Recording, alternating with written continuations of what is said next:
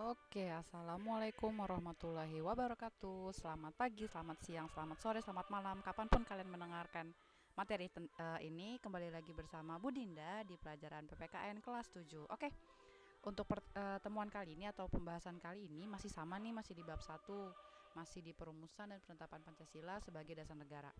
Bab satu materi 2 atau kita menyebutnya biar gampang season satu episode 2 kali ya, biar gampang diingat. Jadi yang sebelumnya itu season satu episode satu, yang sekarang episode 2. Oke, kalau di episode satu itu kita membahasnya perumusan Pancasila sebagai dasar negara. Kalau di episode 2 ini kita bahas tentang penetapan Pancasila sebagai dasar negara. Biar bisa lebih fokus lagi, mungkin sambil dengerin ini, sambil nonton video ini, kalian bisa buka buku paketnya halaman 12 sampai halaman 14. Ceritanya kayak gini. BPUPKI kan sudah nih selesai bertugas. Setelah itu mereka dibubarkan. Setelah dibubarkan, kemudian Jepang mengumumkan bahwa ada pembentukan eh, organisasi atau lembaga pengganti BPUPKI, namanya PPKI.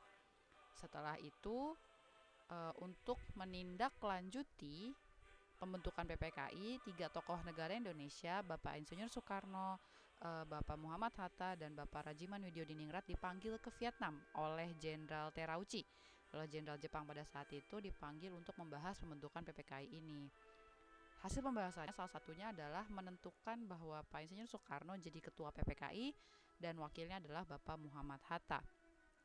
Setelah Selain membahas ketua dan wakil PPKI, Jepang juga menjanjikan kemerdekaan untuk Indonesia. Kita dijanjikan pada saat itu untuk merdeka pada tanggal 24 Agustus 1945. Yang ternyata kita karena saking gak sabarannya, karena saking pengen cepat-cepat merdeka, kita merdeka seminggu lebih awal dari yang dijanjikan Jepang. Dan kita merdeka bukan karena dikasih oleh Jepang, tapi karena kita usaha sendiri. Ingat ya cerita tentang kemerdekaan dan Rengas Dengklok itu. Setelah kejadian-kejadian itu, setelah dipanggil ke Vietnam, Jepang tidak lama menyerah kepada sekutu karena dua kota besarnya yaitu Hiroshima dan Nagasaki dijatuhi bom atom, sehingga mereka mengalami kekalahan yang besar. Setelah itu eh, Indonesia mengambil kesempatan itu dan mengusahakan untuk merdeka sendiri. Akhirnya pada tanggal 17 Agustus 1945 Indonesia memproklamasikan kemerdekaan negara kita. Nih besok nih tanggal 17 hari Senin, jangan lupa ya pasang bendera di rumahnya.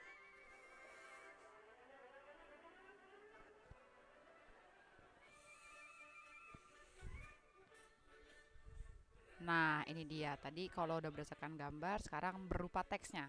Timeline teksnya. Setelah BPUPKI dibubarkan pada tanggal 7 Agustus, Jepang mengumumkan pembentukan PPKI. Pada tanggal 8 Agustusnya, tiga tokoh Indonesia tadi dipanggil ke Saigon oleh Jenderal Besar Terauchi untuk membahas pembentukan PPKI-nya. Di sana, Pak Insinyur Soekarno dan Pak Muhammad Hatta diangkat sebagai ketua dan wakil ketua PPKI.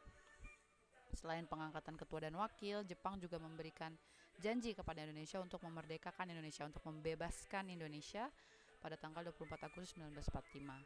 Tapi ternyata pada tanggal 14 Agustus Jepang sudah menyatakan kekalahannya pada sekutu, dan dalam waktu yang sangat singkat Indonesia mengambil kesempatan ini untuk merdeka lebih cepat dari dijanjikan Jepang.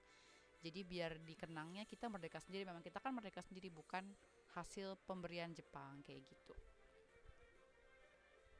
Nah, tadi ya dipanggilnya ke Saigon. Saigon tuh di mana sih? Saigon itu namanya sekarang Ho Chi Minh City atau kota Ho Chi Minh. Bahasa Vietnamnya ya, Tan Po Ho Chi Minh merupakan kota terbesar di Vietnam dan terletak di delta Sungai Mekong. Sampai berakhirnya perang Vietnam namanya masih Saigon. Setelah itu namanya diganti jadi Ho Chi Minh City kalau bahasa Inggrisnya, atau kota Ho Chi Minh.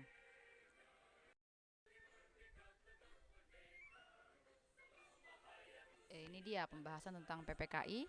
Ini dia akronim dari Panitia Persiapan Kemerdekaan Indonesia. Bahasa Jepangnya Dokuritsu Junbi Inkai. PPKI dibentuk pada tanggal 7 Agustus 1945. Jangan salah ya, bukan 17 tapi tanggal 7. Nah, ketua dan wakilnya ini dia Bapak Insinyur Soekarno dan Bapak Muhammad Hatta.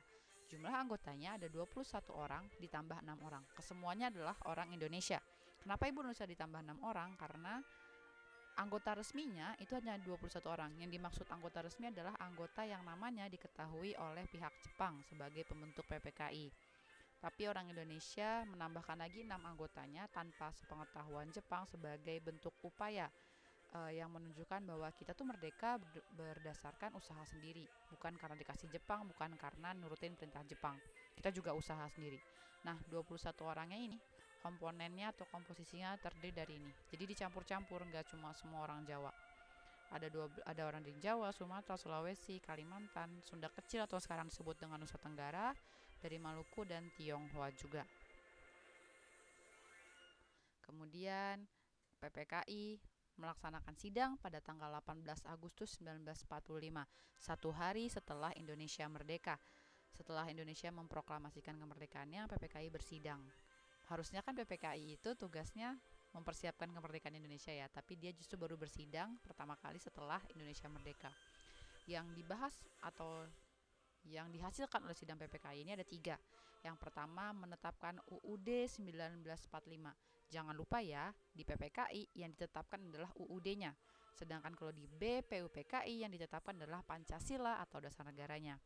Selain menetapkan UUD 1945, PPKI juga memilih menetapkan Insinyur Soekarno dan Muhammad Hatta sebagai presiden dan wakil. Jadi pada saat pembacaan proklamasi itu, para pemuda dan tokoh tua yang ada di peristiwa Rengas Dengklok memilih Soekarno dan Hatta sebagai perwakilan pembacaan proklamasi, maka di PPKI mereka dianggap layak untuk menjadi presiden dan wakil. Begitu.